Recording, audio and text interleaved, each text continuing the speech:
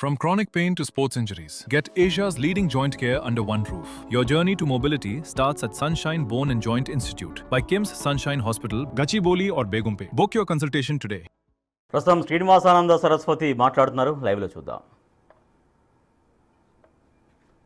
తను దేనికండి? ఏం మీ కడుపు నిండిపోతుంది? కరుణాకర్ రెడ్డి గారు దయచేసి చెప్పండి.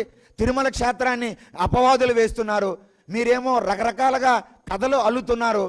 హిందూ సమాజాన్ని గుండెలు పగిలేటట్లుగా మీరు మాట్లాడి అందరినీ కూడా మనోభావాల్ని తూట్లు పొడుస్తున్నారు. వెంకటేశ్వర స్వామి దివ్య క్షేత్రానికి వద్దామంటే ఏమిటి ఇది నిజమా?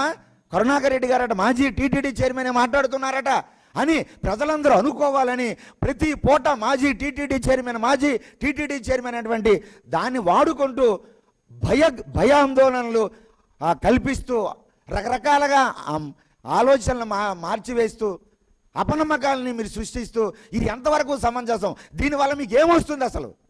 దీన్ని మేము గత 2 సంవత్సరాల నుండి కూడా మేము ప్రశ్నిస్తూ ఉన్నాం. అయ్యా కరుణాకర్ రెడ్డి గారు, ఇది ఆధ్యాత్మిక క్షేత్రం, రాజకీయాలకి ఎక్కడ కూడా ఇది తోవ ఉండకూడదు. ఎవరైనా ఈరోజు మీరు అంటున్నారు స్వామీజీలందరూ కూడా ఏదైతే టీటీడీ భూములు ఇచ్చారో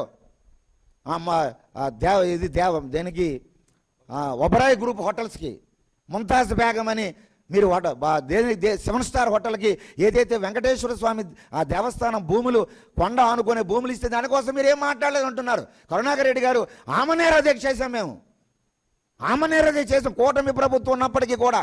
అయ్యా ఇది తప్పు. గత ప్రభుత్వం వైసీపీ పాలనలో 20 ఎకరాల 70 సెంట్లు ముంతాజ్ బేగం పేరు మీదుగా దేవలోకి కానీ ఈ ఒబరాయ్ గ్రూప్ హోటల్స్ కానీ మీరు ఇచ్చారు, ఇది పనికిరాదు అని మేము వారు చేసిన తప్పు కూటమి చేయొద్దు, దయచేసి మీ మీద కోటి ఆశలు ఉన్నాయి, దాన్ని విరమించుకోండి అని అంటే గౌరవ ముఖ్యమంత్రి గారు మా విన్నపాన్ని విన్నారు, మా ఆక్రందలు విన్నారు, మొత్తం రద్దు చేశారు. మొత్తం ఆ వెంకటేశ్వర స్వామి ఏడుకొండలు ఆనుకుండేటటువంటి 26 ఎకరాల 70 సెంట్లు వెంకటేశ్వర స్వామికి ఇచ్చేస్తున్నామన్నారు. ఎంత గొప్ప మాట ఇది! అని మేము అడగలేదంటారు ఏంటండి? ఒక పక్క నిర్మాణాలు జరిగిపోతుంటే మేము ఆమనేరదీక్ష చేసాం, వద్దు ఆపండి. వెంకటేశ్వర స్వామికి ఇది దివ్యమైన క్షేత్రం, దీనికి టీటీడీ తాలూకా ఏదైతే ఆ ల్యాండ్స్ ఏవైతే ఉన్నాయో టూరిజం ల్యాండ్స్ కానివ్వండి, పంచాయతీ ల్యాండ్స్ కానివ్వండి వద్దు అని అన్నాం. దీన్ని కూడా మీరు పరిగణలో తీసుకోవడంలే. అసలు మీకు ఏమొస్తుందని ఇలాగా మీరు బురద జల్లుతూ మాట్లాడుతూ ఉన్నారు, అసత్య ఆరోపణలు చేస్తూ ఉన్నారు. మేమేమనుకుంటున్నాం?